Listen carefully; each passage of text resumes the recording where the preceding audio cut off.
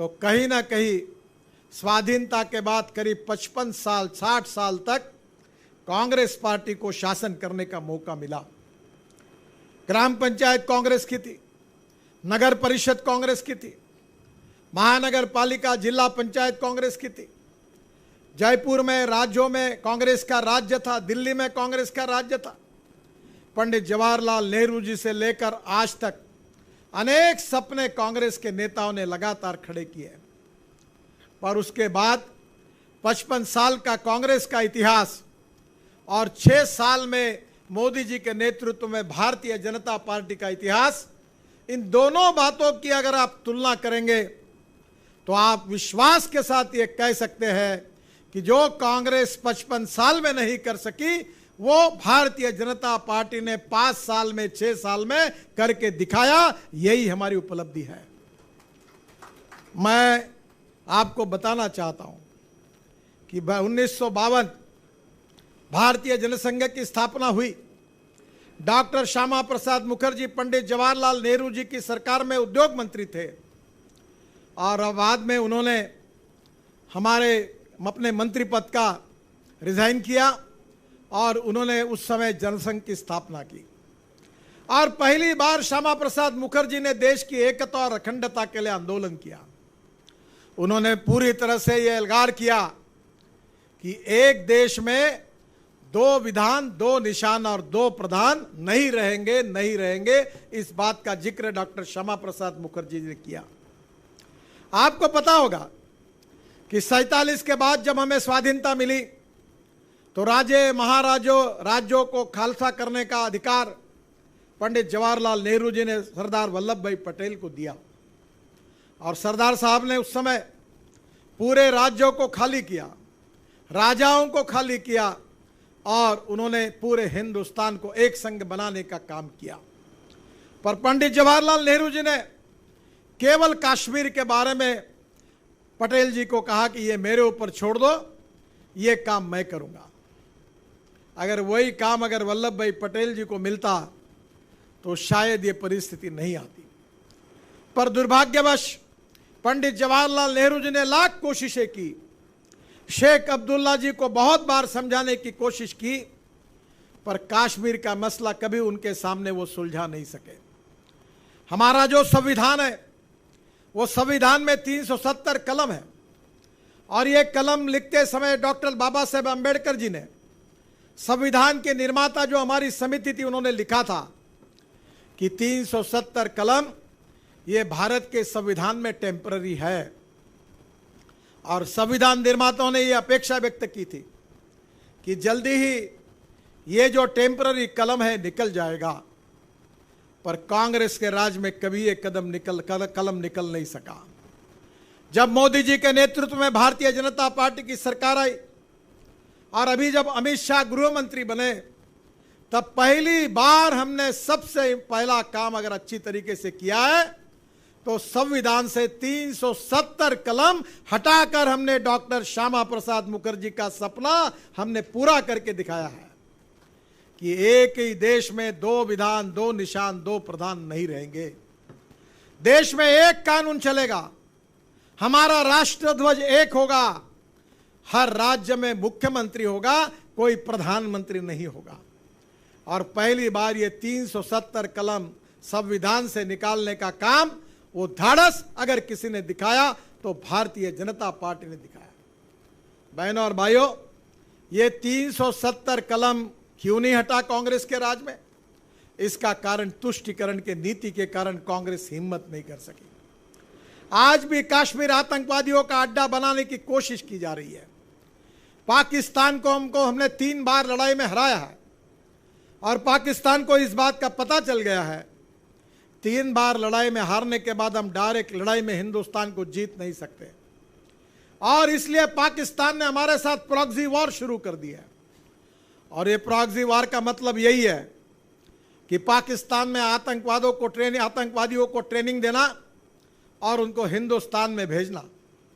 आतंकवादी संगठन आतंकवादियों को लगातार हिंदुस्तान में भेजा जा रहा है। और मैं आपको पिछले 25 साल का इतिहास याद करिए, मुंबई में क्या हुआ। कितने बम स्फोट हुए, कितनी निरपराध लोगों की हत्याएं हुई, कितने मंदिरों में बम स्फोट हुए, किस प्रकार से ये बम स्फोट करके आतंकवादियों ने निर्दोष लोगों की हत्या की, वो इतिहास को हम कभी भूल नहीं सकते। बहनों और भाइयों, कांग्रेस की सरकार आतंकवादियों के सामने घुटने टेकने का काम करती थी।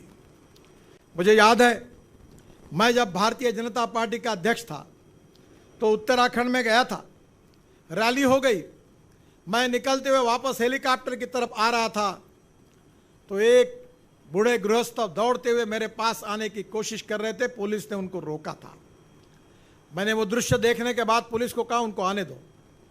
वो मेरे नज़दीक आए, आने का उन्होंने अपना नाम बताया, शर्मा, और उन्होंने मुझे प्रश्न पूछा कि मेरा पोता, जो उनका भाई का लड़का था, उनका पोता था, उन्होंने कहा कि मेरा भाई और मैं हम यहीं के हैं, और मेरा पोता पुलिस में काम करता था, सब इंस्पेक्टर था, दिल्ली के बटाला हाउस के कांड में वो शहीद हुआ, उसने देश के लिए अपनी कुर्बानी दी। मुझे इस बात का फक्र अभिमान है कि मेरे बेटे ने देश के लिए कुर्बानी दी। बाद में उन्होंने मुझे कहा कि नितिन जी, मुझे एक सवाल का जवाब दीजिए। तो मैंने पूछा, बाबा जी आप बताइए क्या आपको पूछना है? तो बोले, मैं आपसे यह सवाल पूछना चाहता हूं कि मेरे लड़के ने जहां आतंकवादियों के साथ लड़ते हुए, उनको मारते हुए जो शहीद हुआ, तो मेरे घर पर सांत्वना देने के लिए उस समय कांग्रेस का मंत्री, कांग्रेस की राज थी, राज्य में भी और दिल्ली में भी कांग्रेस की सरकार थी। तो उन्होंने मुझे पूछा, हमारे घर पे सांत्वना देने के लिए कोई मंत्री, कोई विधायक, कोई आमदार हमारे पास नहीं आया, पर जो आतंकवादी वहां मर गए उनको सांत्वना देने के लिए आजमगढ़ लाइन लग गई कांग्रेस के नेताओं की, जो आतंकवादियों के घर जाकर सांत्वना देने के लिए बार बार वहां जा रहे थे। यह कौन सा न्याय है? मैं उनके सवाल का जवाब नहीं दे सका। बहनों और भाइयों, देश के लिए लड़ने वाला, शहीद होने वाला, उसको सांत्वना देने के लिए कांग्रेस के पास फुर्सत नहीं थी, पर जो आतंकवादी थे, वो जो मारे गए थे, उन लोगों के घर जाकर सांत्वना और श्रद्धांजलि देने के लिए होड़ लग गई थी। यह वोट बैंक की राजनीति थी। आतंकवादियों के साथ जो लड़ाई लड़नी चाहिए थी ताकत के साथ, वो लड़ी नहीं जा रही थी।